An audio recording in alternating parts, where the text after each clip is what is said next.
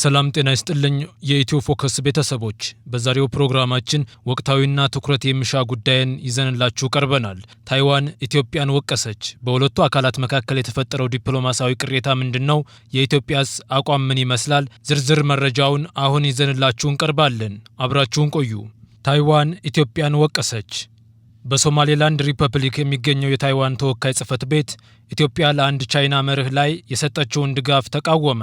ታይዋን ላይ የተሰነዘሩትን አስተያየቶች ሐሰት ናቸው ሲል የገለጸው ጽሕፈት ቤቱ ኢትዮጵያ ቤጂንግ በታይዋን ላይ ያላትን አቋም መደገፏ በእጅጉ እንዳሳዘነውም አስታውቋል።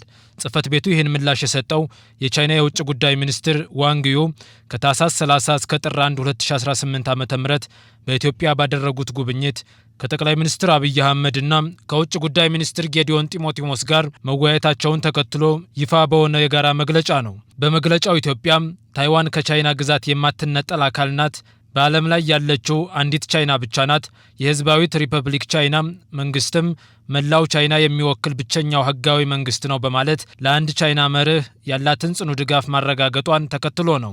የታይዋን ተወካይ ጽሕፈት ቤት በበኩሉ የቻይና ሪፐብሊክም ታይዋን ሆነ የቻይና ህዝባዊ ሪፐብሊክ የተለያዩና ራሳቸውን የቻሉ መሆናቸውን ገልጿል።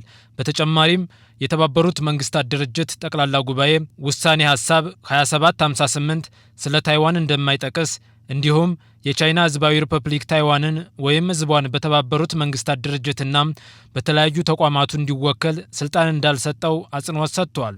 ጽሕፈት ቤቱ ኢትዮጵያ ቻይናን በጭፍን መከተል እንድታቆም ጥሪ ያቀረበ ሲሆን የቀጠናውን ሰላምና መረጋጋት የሚያናጉ ንግግሮችንና ድርጊቶችን ከመደገፍ እንድትቆጠብ ማስጠንቅቋል። የታይዋን ሉዓላዊነት የታይዋን የህዝብ ነው። የታይዋን የወደፊት ዕጣ ፈንታ መወሰን የሚችሉት እነሱ ብቻ ናቸው ሲል ጽሕፈት ቤቱ ገልጾም ታይዋን ዲሞክራሲንና ነጻነትን ለማስጠበቅ ከዲሞክራሲያዊ አጋሮች ጋር ትብብርን ለማጠናከርና በአካባቢው ያለው ሰላምና ደህንነት ለመጠበቅ የአምባገነንነትን መስፋፋት መቃወሟን እንደምትቀጥልም አክሏል። ቀደም ሲል አዲስ ስታንዳርድ የኢትዮጵያና የቻይና የጋራ መግለጫን ዋቢ በማድረግ ሁለቱ ሀገራት በኢኮኖሚ፣ በንግድ፣ በመሰረተ ልማት፣ በኢነርጂ፣ በትራንስፖርትና በፍትህ ዘርፎች ያላቸውን የሁለትዮሽ ትብብር ይበልጥ ለማጠናከር ዝግጁነታቸውን ማሳወቃቸውን ዘግበዋል። ተመድ እናም ብሪክስን ጨምሮም በባለብዙ ወገን ዓለም አቀፍ መድረኮች በቅንጅትና በትብብር ውጤታማ ስራ በማከናወን የደቡባዊውን የዓለም ክፍል የጋራ ጥቅሞች በአግባቡ ለማጠናከር ቃል ገብተዋል። በተጨማሪም ሁለቱ ወገኖች በዚህ ዓመት በውጭ ጉዳይ ሚኒስትሮቻቸው መካከል አዲስ የፖለቲካ ምክክር ለማድረግም መስማማታቸው ተመላክቷል።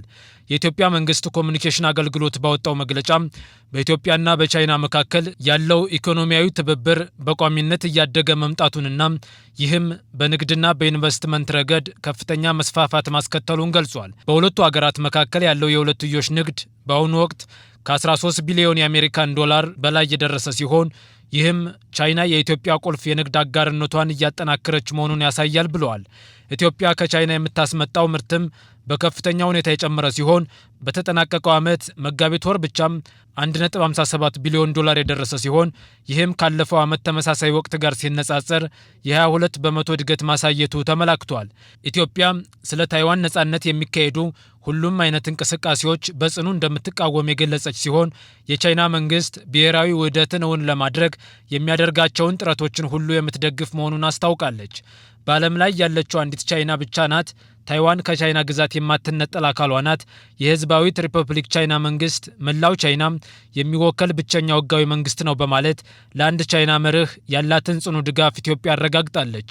ቻይና በበኩሏም ኢትዮጵያ በአፍሪካ ቀንድ ቀጠና ላላት ሚና ትልቅ ግምት እንደምትሰጥ ገልጻለች። ቻይና በቀጠናው የሚገኙ ሀገራት የተመድን ቻርተር ዓለም አቀፍ ህግንና የግዛት ሉዓላዊነትን ባከበረ መልኩ ትስስራቸውንና ትብብራቸውን በማጠናከር የአፍሪካን ውህደት እንዲያፋጥኑ እንደምታበረታታ ገልጻለች። በተጨማሪም ቀጠናዊ ሰላምና ልማትን ለማረጋገጥ በዲፕሎማሲያዊ ድርድር የባህር በር በመክፈት የማሪታይም ሎጂስቲክስን ማሳለጥን እንደሚያስፈልግ ጠቁማለች። ይህ የተገለጸው የቻይናው የውጭ ጉዳይ ሚኒስትር ዋንግ ዩ ከታህሳስ 29 እስከ ጥር 1 ቀን 2018 ዓ.ም በኢትዮጵያ ባደረጉት ጉብኝት ከጠቅላይ ሚኒስትር አብይ አህመድና ከውጭ ጉዳይ ሚኒስትር ጌዲዮን ጢሞቴዎስ ጋር መወያየታቸውን ተከትሎ ሁለቱ ሀገራት ባወጡት የጋራ መግለጫ ነው። የኢትዮጵያ የውጭ ጉዳይ ሚኒስቴር ባወጣው መግለጫ መሰረት ሁለቱ ሀገራት በኢኮኖሚ፣ በንግድ፣ በመሰረተ ልማት፣ በኢነርጂ፣ በትራንስፖርትና በፍትህ ዘርፎች ያላቸውን የሁለትዮሽ ትብብር ይበልጥ ለማጠናከር ቃል ገብተዋል። ሁለቱም ወገኖች በልማት ፖሊሲዎችና ስትራቴጂዎች ውስጥ ቅንጅትን ለማሳደግ እንዲሁም በመንግስት አስተዳደር ልምድ ልውውጥን ለማሳደግና ወደ ዘመናዊነት በሚወስደው መንገድ ላይ እጅ ለእጅ ተያይዘው ለመራመድ ያላቸውን ዝግጁነት ገልጸዋል። ሁለቱ ሀገራት ተመድና ብሪክስን ጨምሮ በባለብዙ ወገን ዓለም አቀፍ መድረኮች በቅንጅትና በትብብር ውጤታማ ስራ በማከናወን የደቡባዊውን የዓለም ክፍል የጋራ ጥቅሞች በአግባቡ ማስጠበቅ መቻላቸውን ገልጸዋል።